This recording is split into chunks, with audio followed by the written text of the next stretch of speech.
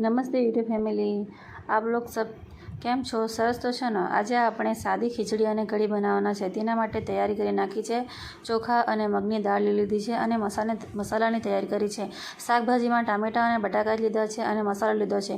Cooker લીધું છે, કુકરમાં તેલ લીધું છે, તેલમાં રાઈ નાખ્યો છે અને મસાલામાં લીલો મસાલો, ગરમ મસાલો, હળદર અને લીલો મસાલામાં મરચું, આદુ અને લસણનો સમાવેશ થાય છે અને કાંદાનો બી સમાવેશ થાય છે અને તેને કુકરમાં મસાલાને ફ્રાય કરવા મૂકી લીધો છે અને ફ્રાય થાય ત્યાં સુધી તેને મેં બરાબર રીતે મિક્સ કર્યું છે અને પછી મેં દાળ અને ચોખા ધોઈને લઈ લીધા છે અને દાળ અને ચોખાને ધોયા બાદ પછી મેં તેને મસાલા સાથે મિક્સ કરી લીધા છે અને તેને પણ થોડા સમય માટે મિક્સ કરીને મેં થવા લીધા છે અને બરાબર મસાલા સાથે મિક્સ થાય અને થોડા વાર માટે તેને પણ પાણી નાખવા વગર તેને થવા માટે થવા લીધા છે અને પછી તેમાં 2 ગ્લાસ ભરી પાણીનો મેં સમાવેશ કર્યો છે અને પાણી અને મસાલો અને દાળ ચોખા બરાબર રીતે મિક્સ થઈ જાય તે પછી મેં તેને કુકર બંધ કરી અને 2 સીટી થવા માટે મૂકી લીધું છે અને પછી બીજી બાજુ દહીં લીધું છે અને દહીંમાં પણ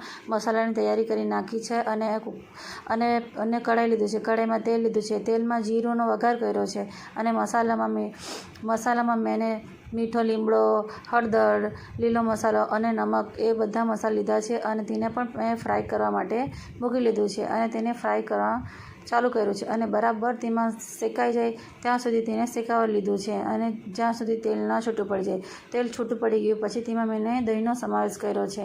તેમાં મેં બેસનનો ઉપયોગ થોડો પણ નથી કર્યો કેમ કે સાદી અને સિમ્પલ ખીચડી મેં બનાવવા માંડી છું એ માટે અને તેને બરાબર રીતે મસાલા સાથે મેં મિક્સ કરી લીધું છે। એટલામાં મારી દહીં પણ તૈયાર થઈ ગઈ અને બીજી બાજુ સોયાબીનને મેં પાણીમાં ભીગોયેલા હતા તેને લીધા છે અને તેને નીચોડી લીધું છે। પાણીમાંથી બરાબર 2-3 પાણી ધોઈ નાખ્યા છે અને નીચોડી લીધું છે અને તેના માટે પણ મસાલાની તૈયારી કરી નાખી છે અને એક પ્લેન લીધું અને કઢાઈમાં મેં રાઈનો વઘાર કર્યો છે અને મસાલા જે લીધેલા હતા તેને ફ્રાય કરવા મૂક્યા છે અને મસાલામાં ગરમ મસાલો, હળદર, મરચાંની ભૂકી અને લીલો મસાલાનો સમાવેશ થાય છે અને મસાલાને મેં શેકવા માટે તૈયાર કર્યા છે અને શેકાઈ જાય ત્યાં તેલ દેખાય ત્યાં સુધી એને શેક્યા છે અને મેં સોયાબીનનો પછી તેમાં સમાવેશ કર્યો છે અને તે સૂકા અને સિમ્પલ સોયાબીન મેં બનાવ્યા છે અને એકદમ સાદા અને સિમ્પલ સોયાબીન મેં તેને ફ્રાય કરી નાખ્યા છે અને સોયાબીન પણ મારા થઈ ગયા અને આ બાજુ મેં પ્લેટ સર્વ કરવા માંડી છે। જો ખીચડી કેટલી સરસ થઈ ગઈ છે અને ખીચડીને મેં એક થાળીમાં મેં સર્વ કરી છે।